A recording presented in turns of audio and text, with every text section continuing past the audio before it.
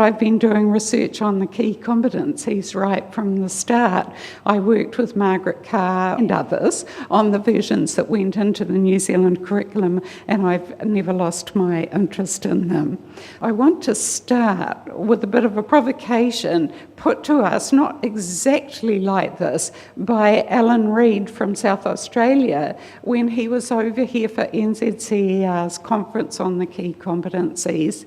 Can't remember the exact year, but it was about 2009, I think. And the question is, why were key competencies put in the curriculum? What were they supposed to do? They came from an OECD project. That was the origins of them. But what are they supposed to do? I've got a fat red line there, which says they were there to add stuff to the curriculum. Now, the width of the line indicates the path most travelled. So the path less travelled was actually they were put there to make the curriculum do something it hadn't done before. And that's the path that I want to talk about today. What that might look like when the curriculum was transformed was the agenda for that book.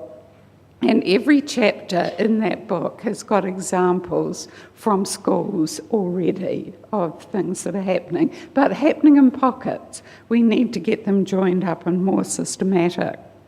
In a past life, it feels like quite a long time ago now, I was a science teacher. And so the science curriculum, if I'm going to a subject-specific curriculum, is kind of my default one. But you can see that the structure of this slide is exactly the same as the structure of the slide I showed you before. Only it asks, why did we put a nature of science strand in the curriculum? If we say for the key competencies, well, they came from the OECD, here we could say, well, we had it in the 1990s, was called Making Sense of the Nature of Science and its Relationship to Technology. And then when we got a lot of a technology curriculum of its own, a lot of people thought we didn't need it anymore. So it was quietly ignored. But we had another go at putting it back in the New Zealand curriculum after the stocktake and knowing full well what the problems were. But again, we see the fat red line. It was put there to add new stuff. So if you look at secondary school textbooks, you get a nature of science chapter in the front with all this arcane esoteric knowledge, and then, let's just turn those pages over. Now we can get to the actual learning. In fact, somebody wrote something about that strand in the 1990s curriculum. A primary science advisor wrote a paper called Those Pages We Just Turn Over. Yeah. What if it was actually put there to change the way kids experience the science curriculum? Same idea coming down a level. Now, you substitute your own curriculum learning area for that and see how you can think about that. Here's a little test. This is a page of the curriculum. It's the first page that defines the key competencies. All up and down New Zealand, over a number of years now, I have asked people to tell me what the words are inside that red circle. And mostly people don't know. I'm not going to ask you to out yourself, but just mentally note, do I know what those words say? Because these are the words that define the nature of the thing that key competencies are. And if we don't know that, how do we know what work they're supposed to do in the curriculum and why they're there? There they are. They're capabilities for living and lifelong learning. Now, you might say that those are weasel words. I mean, they're motherhood and apple pie words, you know. What does it actually mean in terms of the learning? But that's how they're defined. They were put there so that they would affect some change in the curriculum so that as a consequence of their learning, kids would be more capable for their futures. Competencies, capabilities, are they synonyms? I talked to Ian Reid about this definition. Some of you may know he was the editor of the New Zealand curriculum, and admittedly it was a very casual conversation. I bagged him on the train station one day and said to him, Ian, you know, when we wrote that definition, key competencies are capabilities for living and lifelong learning, what did that capabilities mean in there? And his response to me was something like, well, we thought it was a well-rounded term. In other words, it was a synonym. But out there in the world, you may not know this, but there is a thing called the capabilities approach, in which the word means something quite different.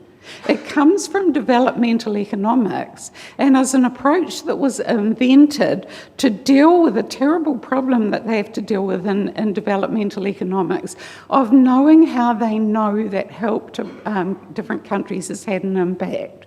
Because if you just take measures like the gross domestic product, you miss the diversity. You miss the fact that there's the 80% and the 20%. Too much is glossed over. And so this was developed by people with a very strong sense of social justice, an American political philosopher called Martha Nussbaum, and an Indian economist called Amartya Sen. And they developed this approach. If you want to read about it, this little book, which Martha Nussbaum wrote, Creating Capabilities, it's very easy to read. In fact, you probably really only need to read the first chapter and you've got it. It's a space of possibility and asks this question: what are our young people capable of now, and what do they hope to be and become capable of? It's a purpose question, and it looks to their futures as capable kids, confident and connected. See where I'm going with this idea?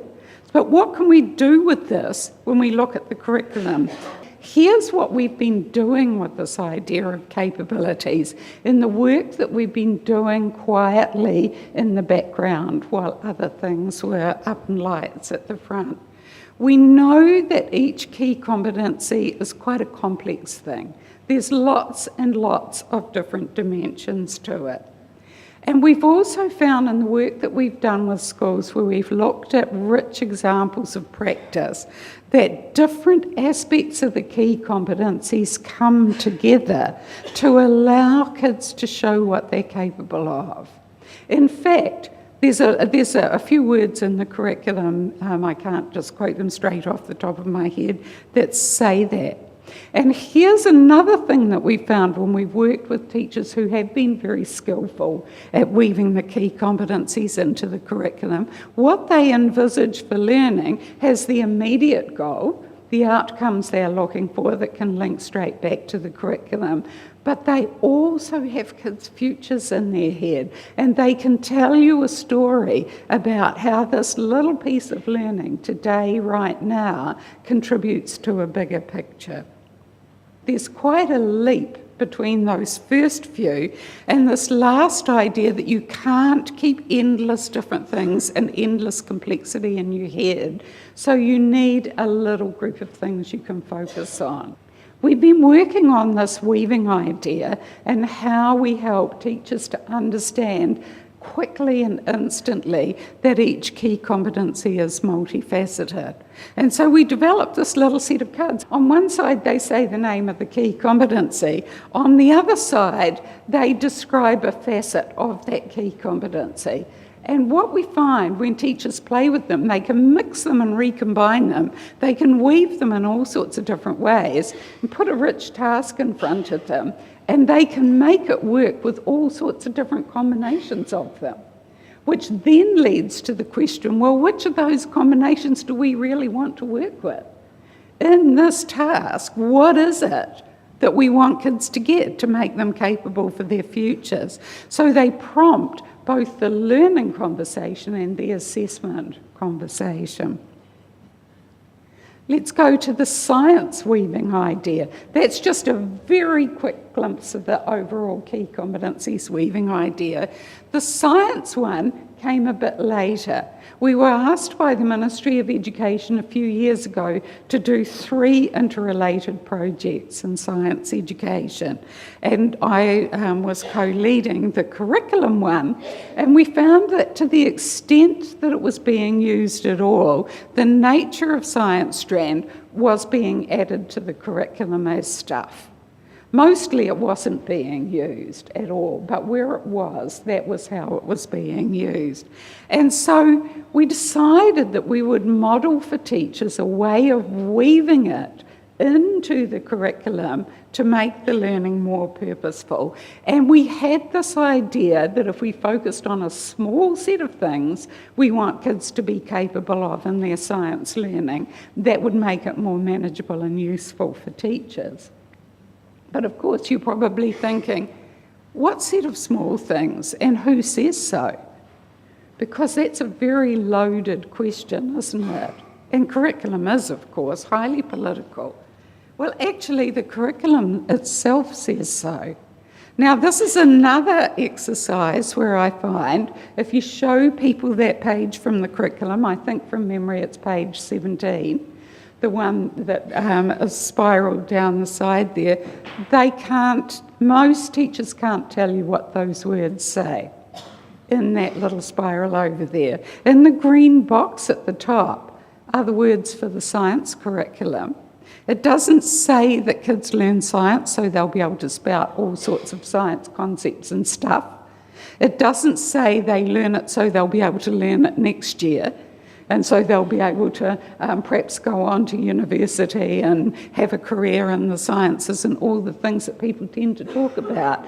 It says that they'll learn science so that, and that's the semantic structure of the sentence, it's verbatim from the curriculum document, so that they'll be good citizens. That's what the curriculum says. So we thought about that, and we thought about the nature of science strand and the key competencies and this purpose statement, and we thought, okay, if we say that key competencies are capabilities for living and lifelong learning, and we've got this nature of science strand, and we say that we want kids to be good citizens because they've had some encounters with science knowledge, what do we need them to be capable of? And that's the little list that we came up with. They need to understand the way that science works in the world, the way its knowledge power structures work. Of course, that's got to be very simple at 5 years old, and it's going to look slightly different for older children, but it is possible to translate that simple set of statements into meaningful learning tasks at every level of the curriculum, and I know because we did it. So, these are the things that get woven together just by working with those 5 simple things and pulling them into the foreground. The essence statement that I just showed you, the key competencies, as I said, the nature of science strand of the curriculum, and at least one contextual strand. Just under those simple things, the pieces can come together to allow for teachers to make a coherent learning experience for kids.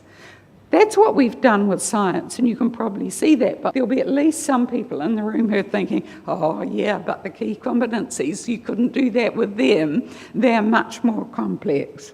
Okay, well let me show you. It took us a few years. We've been working on it quietly in the background, but the prompt for doing it was the ministry's requirement that in national monitoring we have something to say about how kids are making progress with their key competencies. See, the making progress question has still been bubbling away for other things. Now that's, you will know, as I know, that's a how long is a piece of string question. That is a very difficult question because straight away, if we say they're multifaceted, which aspects are we talking about? So what we did, after much consideration, we tried a couple of different approaches that didn't work, so I won't bother to tell you about them today. But when we backed up the truck and started again, What we decided to do was to take some of the national monitoring tasks that we thought were particularly interesting. There was a graffiti task in social studies, some of you might have seen it. There was a task about the wreck of the Rena in the first round of science, rich contextualised tasks. And we analyse those tasks and parse them to say, okay, when kids are sitting down with their teacher assessor to do this particular thing, what aspects of capability from each of the key competencies do they need to bring to the table? And we found a few that started coming up time and time again when we did that for a number of tasks. And here they are. They're the three in blue at the top. We found that they needed to be able to think about critical questions, to do some critical thinking, sometimes to do some problem solving. There's a range of things that could come under that heading. The middle one's really interesting, I think. In so many of those tasks, they had to be able to step outside of their own perspective and ways of knowing about things and think about them from somebody else's perspective. That science one, just to give you one example, asked them to say, well, you did it this way because they'd just done a problem-solving exercise. What would a scientist have done? That's a really hard question to ask Year 4 and Year 8 students to answer, and impossible to answer if you cannot take a different perspective. And then there was disciplinary meaning making, and that's basically the equivalent of the nature of science one. And so one of the things that I feel very sad about is that the key competency that we call using language, symbols and text, when you look, I've just done an exercise for the ministry looking at the various iterations as the draft of NZC was being worked on, and for quite a long time and through several drafts it was called Making Meaning, and it got changed and then became cued, that's the literacy and numeracy key competency, and it is, well, on one level it is, but that's the surface, that's scratching the surface. It is about how meaning gets made in the world. It should be so much richer than that. I need to talk about the Coherent Pathways tool that Mary Chamberlain has been working on for the Ministry of Education, and which is looking at some high-level things that are really important for kids to achieve across the transitions of different stages of their schooling. It's intended to help COLs have a conversation across the learning levels about what really matters. We parsed all the statements, which were done by different learning area experts in that, and we found those three things sat underneath them. It was like a useful cross-check for the NMSSA work, but we found a fourth one, which was taking action. And you can sort of see why that wouldn't be in national monitoring because of the limitations of what national monitoring is. But it's very, very rich and abundantly evident in the curriculum. So our little weaving idea is that if you design rich tasks all across the curriculum, they'll look very different in different learning areas, that require kids to pull on dimensions of each of these, that learning will be so rich that you can guarantee the key competencies will be coming along for the ride, which is a very, very different way of thinking about them than saying, oh, managing self, what do we know about this? Where do we see opportunities for kids to do that? What do we need to teach them about it? It is actually turning them into what they were supposed to be in the first place, which is ideas for thinking about how to make the curriculum explicitly bring the vision to life. It's actually about transforming how we think about the work that the curriculum can do in young people's lives. Coming back to NMSSA, we did an analysis of the disciplinary meaning-making demands of science in the group assessment task in the 2012 round. And we looked at things like whether kids know how diagrams get drawn in science, whether they can read tables, whether they can read graphs. Sometimes there was 2 years of learning difference between kids knowing the convention and just having an idea of what the question was about. 2 years of difference. And when we looked at the headline story, and it's the same across a lot of the learning areas of the curriculum, is that kids are broadly on track at year 4 and they're falling behind at year 8. And at least in this analysis, we could see that not knowing those simple conventions of science was strongly associated with falling behind at year 8. But on a more positive note, the bar graph at the top there is the spread of kids' capabilities for the assessments of this test, and the bar graph at the bottom is the spread of knowledge for the straight knowledge questions. And what you can see if you look at the one with the dots, each dot is one kid, is that there's actually quite a strong correlation between knowing these meaning-making conventions and knowing the stuff. So people who tell you that key competencies just push the curriculum aside haven't got it right, and they're not doing the right thing with it.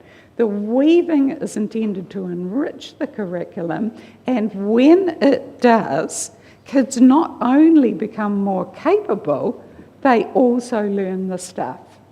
So we don't need to feel that there's a cost for it. Okay, I think it's quite reassuring to see data like that comes from thousands and thousands of our kids, albeit only at year 4 and year 8.